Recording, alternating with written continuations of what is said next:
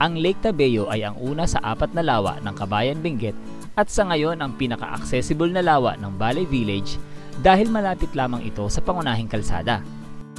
Sa baybayin nito ay nakatayo ang Balay Ranger Station at ang campsite para sa mga taong gustong makaranas ng kakaibang camping sa tabi ng kristal nitong tubig. Ito ay napapaligiran ng mga taniman na gulay at ilang residential houses. Ang mga magsasaka ay kumukuha ng tubig mula sa lawa para sa kanilang mga pananim at ang mga hayop sa bukid ay umiinom din mula dito. Ang lawa ay napupuno sa pamamagitan ng pagbuhos ng tubig ulan at may mga isda rin na matatagpuan dito. Sa lakwatsang ito ay mag-overnight camping tayo sa isa sa pinakamalamig na campsite sa Kabayan Benguet at sasadyain din natin ang isa sa pinakalumang power plant sa bansa, ang Ambuklaw Dam. Kaya ano pang hinihintay nyo? Tara! Lakwatsa na!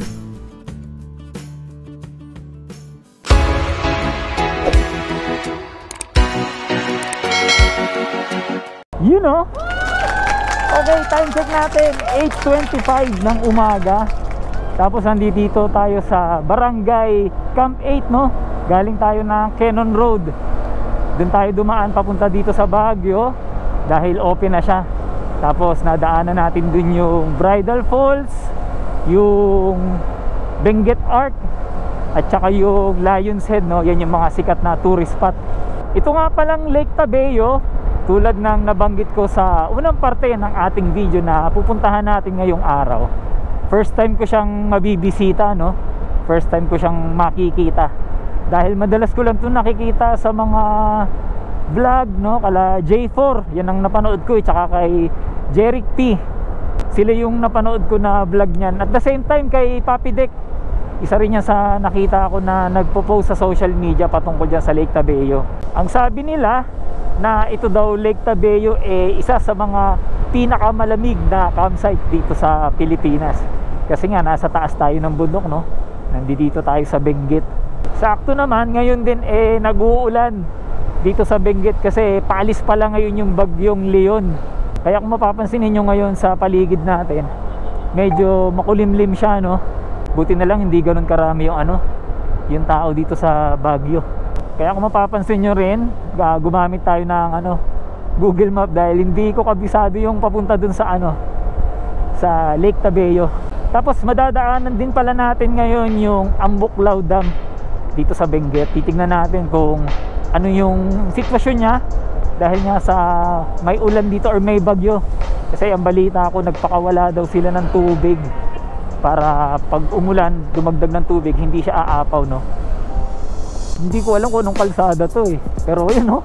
Tignan nyo naman sa harapan natin yung fog. Grabe, ang lamig, para ka nasa loob ng freezer. Grabe, yung mga tagusag sa gloves yung lamig, sakit sa kamay.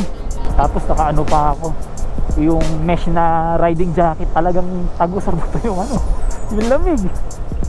Grabe.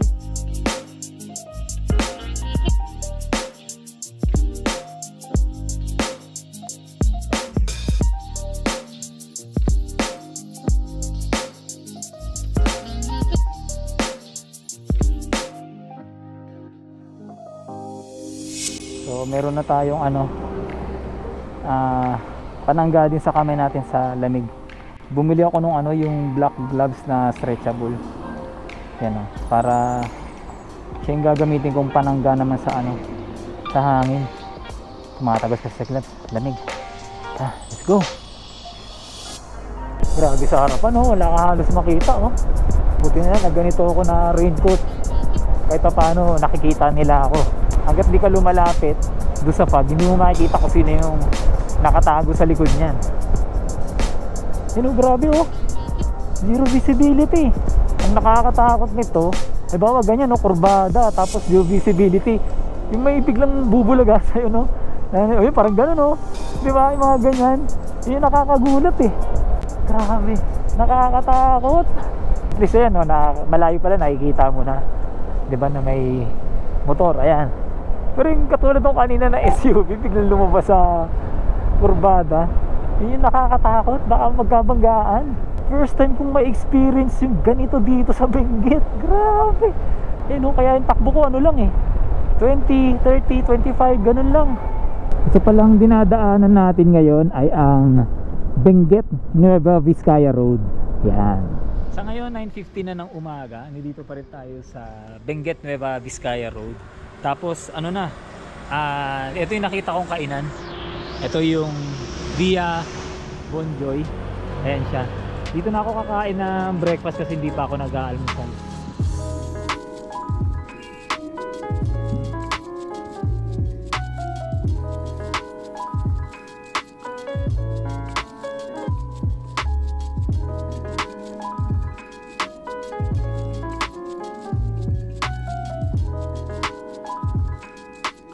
Ayan, pagtapos kumain, ride out na.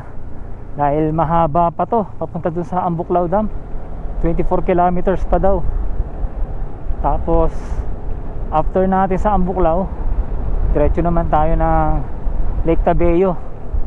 Kanina nung tinignan ko, nasa total ng 84 kilometers yung dalawang yun. So mahaba-haba pa to.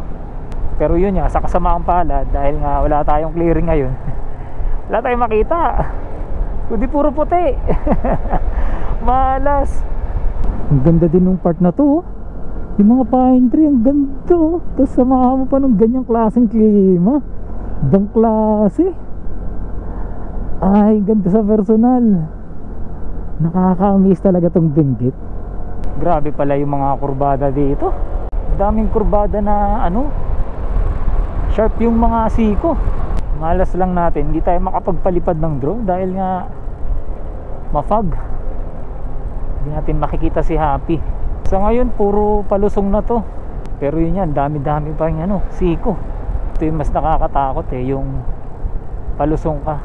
Dahil syempre mas mabilis ang hatak sa'yo dito. Tapos ang dami pang siko, hindi mo pa kabisado. Kaya kapag nagkamali ka, either mahulog ka dyan sa bangin o kaya sumalpo ka sa nasa kabilang linya. Ganda dun sa harapan oh. Yung bundok tsaka yung pine tree, panalong ganda oh. Ayos.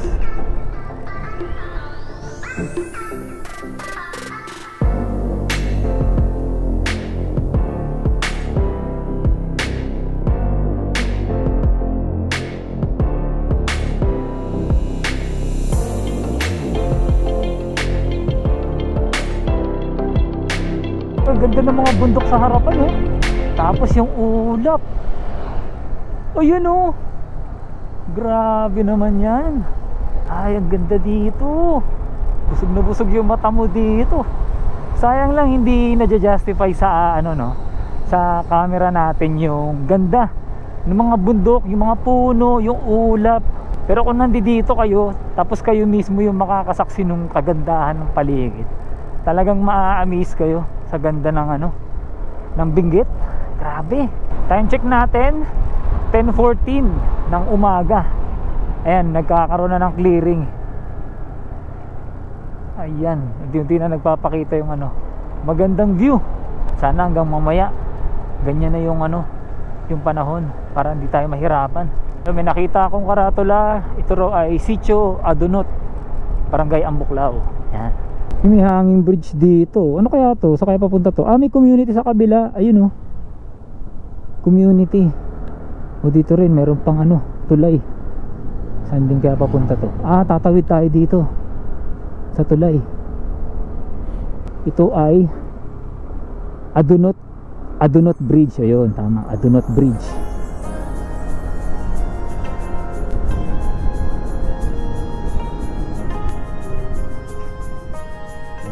Naglagay na sila dito ng ano, protection para sa landslide.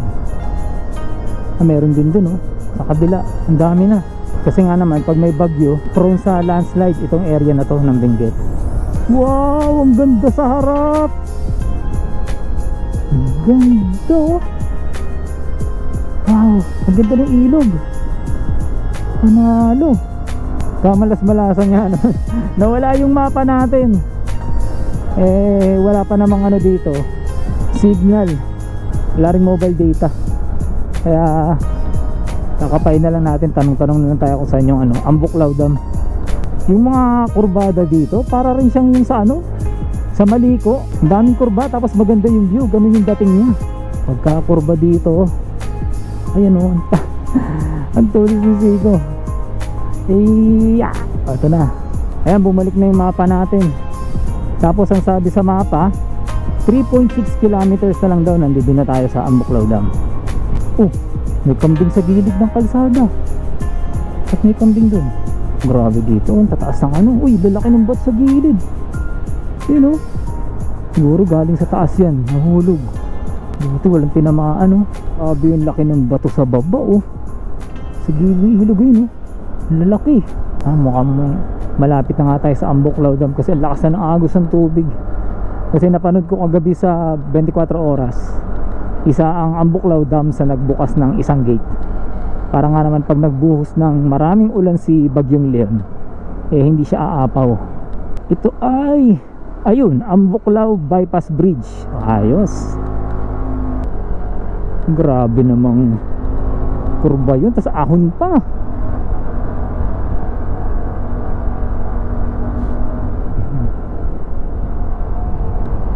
Oy, ayun yung dam, oh. Ayun, dito na yun, eh. Ayun, kakaliwa tayo dito. Nandito siya sa baba. Tama ba? Okay, let's go. Rough road, rough road. Yun siya. Ayun, ang Ambuklaw Dam. Napakaganda, oh. Ang Ambuklaw Hydroelectric Power Plant ay isa sa mga pinakalumang power plant sa bansa at isa sa mga unang malalaking hydroelectric power plant na itinayo sa Pilipinas. Ang dam ay itinayo para sa pagbuo ng kuryente at pagkontrol sa baha. Ang pangunahing pinagmumulan ng tubig ay ang Agno River na nagmula sa Mount Data. Ang pagbuo ng Agno River na para sa hydroelectric power generation, flood control, at irigasyon ay naisip noong panghuling bahagi ng 1940s.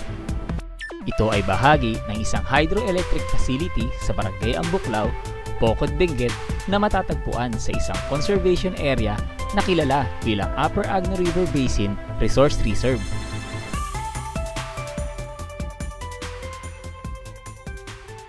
Ayun, tama nga, oh. Ayun, nagbukas na sila ng isang ng isang gate para tuloy-tuloy na sa baba yung yung tubig. Grabe, lakas, oh. Siguro pag sinangga mo yan, lasog-lasog buto mo, ang lakas ng karin, grabe. Pala sa gilid, oh, may nakalagay na warning na ang limit lang, bridge load limit niya ay 15 tons lang. Tapos bawal daw mag-park sa bridgeway dito. Tapos pass the bridge one at a time and then slow down. Ayun, kasi nga pag baka sobrang bigat na, bumigay yung yung tulay na to. So let's go. Puntahan na natin ngayon yung pinakapakay natin, yung Lake Tabeo. At buti naman at gumanda ng panahon. Ang sabi dito sa mapa, meron pa daw tayong 58 kilometers bago natin marating yung Lake Tabeo. So meron tayong 1 hour and 46 minutes sabi ni Google Map. Pero hindi masusunod yung 1 hour 46 na yan dahil nga ang dami natin nakikita magagandang spot na pinapaliparan natin ng drone, no? Ginagamit natin si Happy kasi hindi siya na-justify lang ng simpleng camera lang, no? Iba talaga kapag meron tayong aerial shot or aerial view. Yung ganda, oh. Ay, panalo. Ayos yun, ah.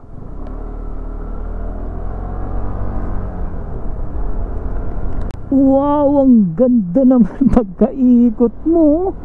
Wow, panalo. Uy, may uwak, ang laki ng uwak. Daming uwak dito. Ganda dun, oh. Wow. Uy, may falls, oh, sa gilid.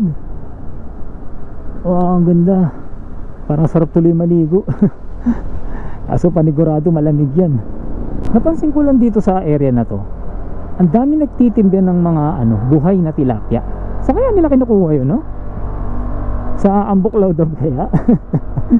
O siguro sa mga mga fish pond gano'n, no? Mga pinapalaki. Ang galing, oh, parang nasa pinakababa na tayo. Ayun, no? Doon na sa kaliwa natin yung yung ilog. Ayun, no? Tapos may mga kotse sa baba. Ito.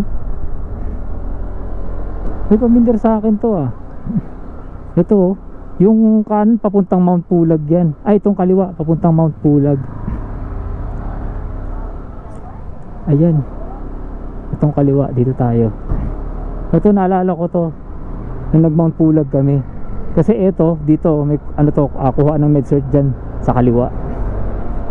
Ang galing, dito pala siya. Tanda ko to. Kaya panigurado, maganda yung view dyan sa taas kasi parte to ng Mount Pulag. Bocod View Deck. Ah, dito pala yung ganito. Grabe naman yun.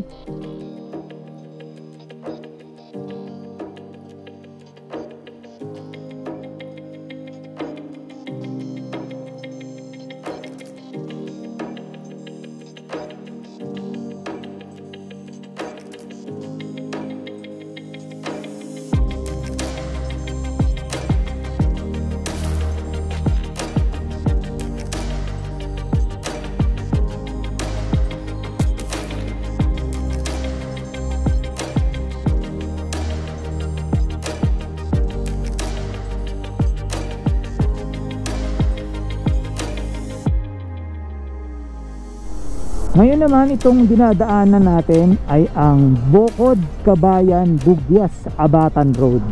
Haba. Sa ngayon ay 12:17 na ng tanghali.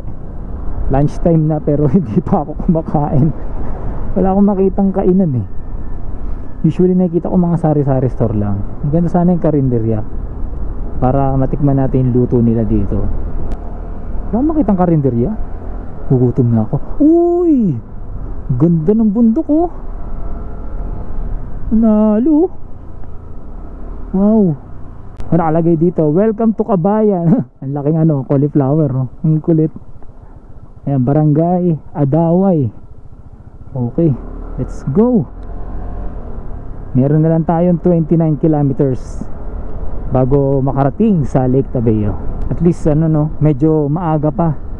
Marami pa tayong time dun sa campsite. Tsaka makakaidlip muna ako. Eh wala pa akong tulog. Bali ano na, 13 hours na akong gising. May nakikita akong daan dun oh. Dun di kaya tayo dadaan? Ayun oh, sa baba may daan. Ang ganda nito oh. May mga bahay na rin sa taas. Ah, mukhang doon nga tayo dadaan. Ay, grabing siko, palusong. Ay, tarek, Diyos mio marimar. Ah, oo, dito nga. Falls sa harap oh. Ayun oh. Ano ay pangalan ng falls na yan? Ang taas oh. Ito ay Pachel Bridge. So tatawagin natin siyang Pachel Falls. Ayun oh. Galing. Malayo pa lang kitang kita mo na siya. Next stop over ako sa isang kainan dito. Tapos ewan ko kung nakikita sa camera ha. Yung bundok ko meron siyang 1, 2, 3, 4, 5 na falls. Hindi makita sa camera pero may 5 falls na nakikita ko dito sa tapat ko. Ang ganda. Nandito na tayo ngayon sa poblasyon nitong Kabayan Benguet. In fairness ang ganda ng mga bahay nila dito. Yan oh. Tapos ang tahimik pa, ang linis pa. Ang galing. Siyempre maganda rin ang klima. Kabayan Public Market. Wow, ganda ng palengke nila oh. Building. Ayos. Grabe landslide dito oh. Naku po, nakakatakot. Baka bigla tayong ano. Grabe. Lalaki ng bato. Tapos yung sa gilid may nakabitin pa, parang anytime mahuhulog din. Katakot. Ayan, konti na lang. Malapit na tayo dun sa lilikuan natin na pakanan. Ito na siya. Ano, welcome Mount Pulag to Bugyas to Balilay. Yan, lakes 2 kilometers away. Dito tayo. Diyos mio, ahon. Ang tarik. Diyos ko po. Yeah. Hirap yung motor. Grabe namang ahon to. Napakatindi naman. Ay, grabe naman yung ganda ng view. Ang bundok, ang ganda. Ayun oh. Wow. Panalo. Balita ako, ano daw to eh. Lipat na Makitid. So meron na lang tayong 6.3 kilometers na natitira. Diyan mo, may lake sa ganito. Ay, Diyos ko po, ang tarik. Hindi lang halata sa camera, pero ang tarik niya. Grabe. Ayan o, anak ka ng... Imagine mo sa taas dito, may lake. Yeah. Okay, kaya natin ride o. In fairness, maganda yung daan, simentado. Yun nga lang, matarik. Ganda dun o. Wow. Wow. Ang ganda. Ito tayo. Grabe, ang ganda. Ang ganda dun tayo dumaan kanina. Ang ganda ng race terraces nila oh. Sayang nga lang si Happy yung drone natin nagkaroon ng problema, hindi makalipad. Ang ganda. Panalong panalo dito. Okay, 5.6 kilometers na lang. Let's go. Konti na lang. Makakahiga na tayo. Gusto ko na matulog. Antok na ako. Grabe ang tarik din dito. Hala.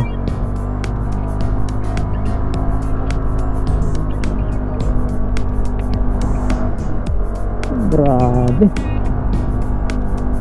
Kahit tirik yung araw dito, isikat ang araw, ang lamig pa rin. Okay, yan na lang. 5 kilometers. Kunting kembot pa. Ba't naman kasi nakataas ng bundok tong lake na to at katarik naman ng daan? Grabe. Kaya kapag nag-bike ka dito, pinadyakan mo to, lawit dila ka talaga. Tulak malala.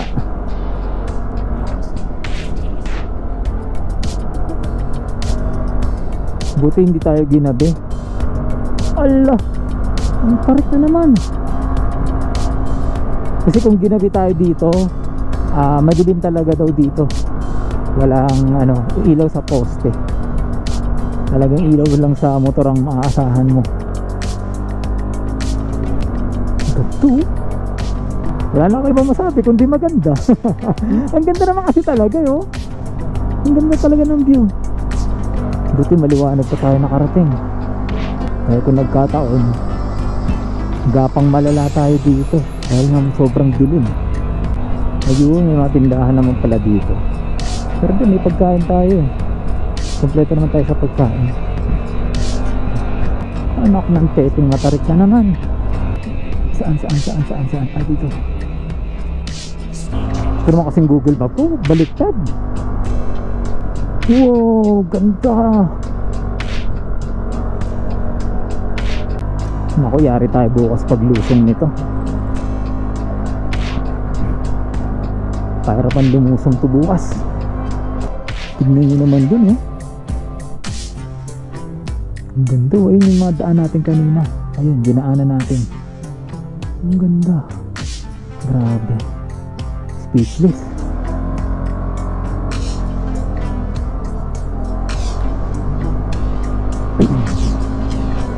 Yun din sa harapan eh.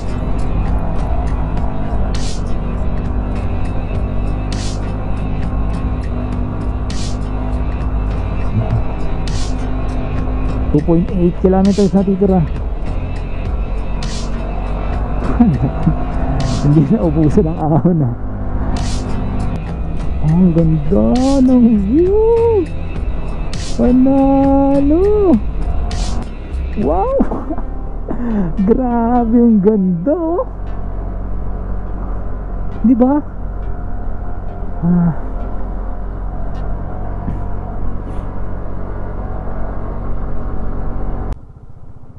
Ayun na yung lake oh.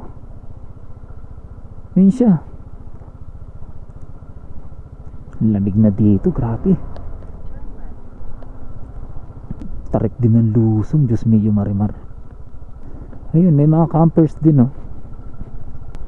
Ayun, registration area nila dito. At ito ang Balay Ranger Station. Kala ko Balilay. So time check natin na 3:23 na ng hapon. So nakapag-setup na ako ng tarp. Ayan. Setup ko na yung tarp ko. Ang gamit ko. Medyo magulo nga lang yung iba. Tapos ito na yung tent. So ito yung area na napili ko. Kasi yung ibang area doon, grupo-grupo sila. Baka maingayan tayo makatulog mamayang gabi. Ilang oras na tayong walang tulog. Kaya susulitin natin mamayang gabi yung lamig ng klima dito sa Lake Tabeo. Mga kalakwatsa, tignan nyo yung ulap po. Napapansin nyo ba? Unti-unti na siyang gumagano, no? Ayan, unti-unti na siyang lumalapit dito sa campsite. So malamang sa malamang mamaya magiging zero visibility dito sa campsite.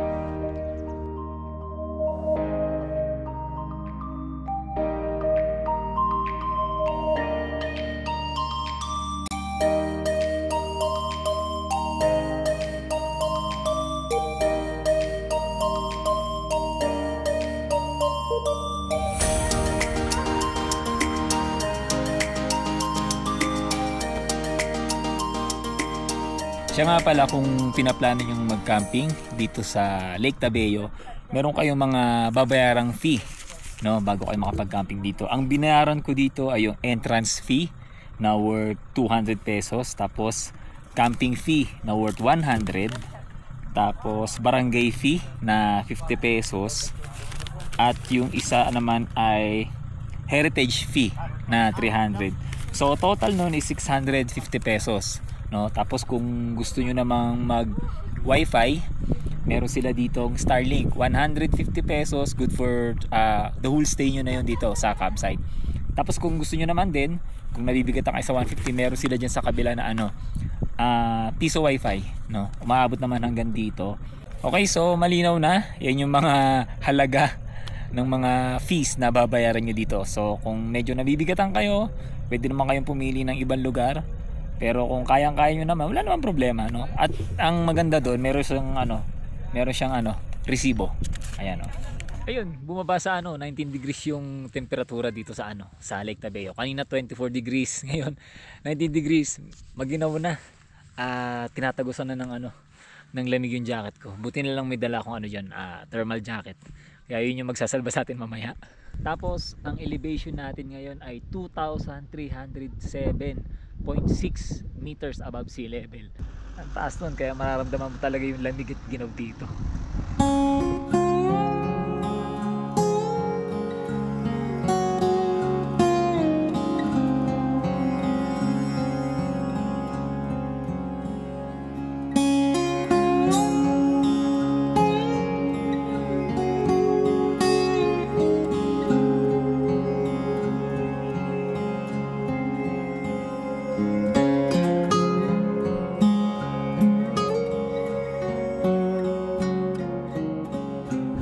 Okay, so 6:40 na ng gabi dito sa Lake Tabeo.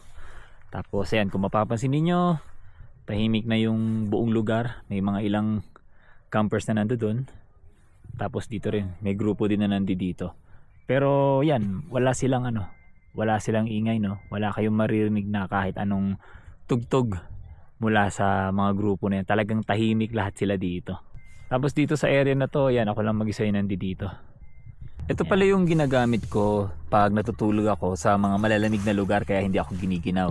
Meron akong inflatable na sleeping pad para kahit na baku-baku yung pinapatungan ng tent, hindi ko mararamdaman, no. Yan, inflatable yan. Tapos meron na rin siyang built-in na unan. Tapos eto, sleeping bag. Yan.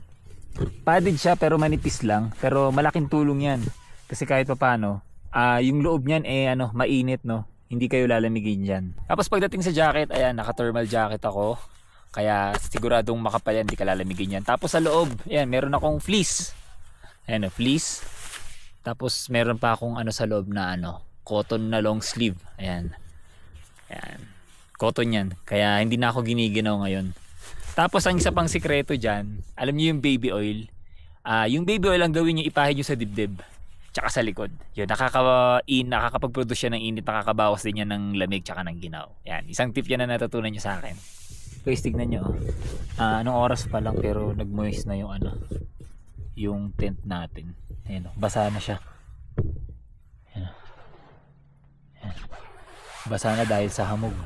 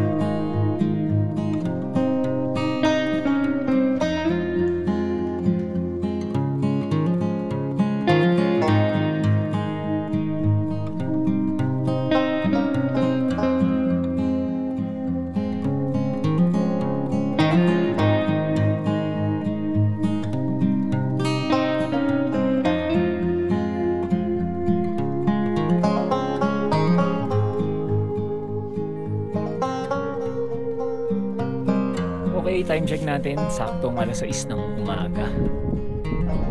Medyo malakas ang hangin dito sa Lake Tabeo. Tapos yun nga, malamig pa din. Tapos kagabi hindi naman umulan, pero tignan nyo yung nangyari sa tent. Grabe yung niya, yung moist. Ayan. Base sa Google, ang temperature daw ngayon dito sa Lake Tabeo ay 17 degrees. Pero parang hindi siya 17 degrees, parang mas mababa pa sa 10 degrees kasi sobrang lamig. Kahit naka-guantes na ako, tapos medyas, tumatagos talaga yung lamig. Grabe. Sa sobrang lamig dito sa Lake Tabeo, yung lighter ko ayaw magsindi. Kahapon sumindi pa to ng mga 2 beses, pero ngayon ayaw na talaga sumindi. Bago lang to, kakabili ko lang. Kaya napabili tuloy ako ng isang lighter. Ayan, ito sumisindi, bago lang, kakabili ko lang. Ayun na din. Grabe. Ayun, sumisindi. Tapos ito yung details ng signage dito. Mount Pulag National Park, Tabeo Lake. Yan. As area 2.7 has elevation of 2,260 meters above sea level. Ang location niya, Balay, Kabayan, Benguet. Tapos nando sa baba yung coordinates.